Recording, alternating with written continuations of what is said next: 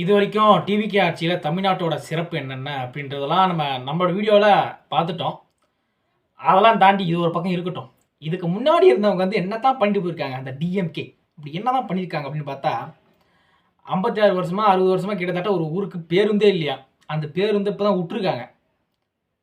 இதில் 75 வருஷம் ஆட்சி, பவள விழா பாப்பா அப்படி இப்படின்னு சொல்லிக்கிட்டு அந்த டிஎம்கே வந்து அப்போ இருந்திருக்கு. அதை சொல்லிட்டு இருக்காங்க, நம்பிக்கிட்டு இருந்திருக்காங்க. அந்த அளவுக்கு நம்ம ஆளுங்க படிப்பறிவு இல்லைன்னு நினைக்கிறேன்.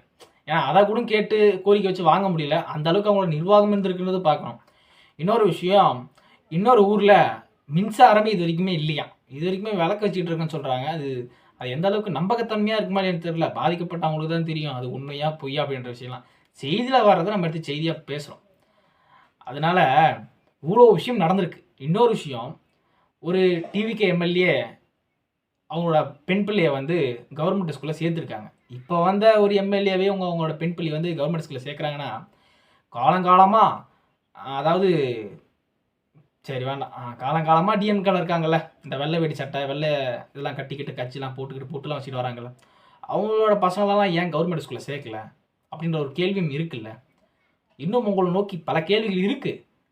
இவங்க பிறக்கன்றனாலலாம் நீங்கள் பண்ண விஷயம்லாம் மறந்துட்டு நினச்சிடாதீங்க. நீங்கள் பண்ணது எக்கச்சக்கமாக இருக்குது. கேட்டால் சமூக நீதின்னு சொல்லிட்டு வருவீங்க.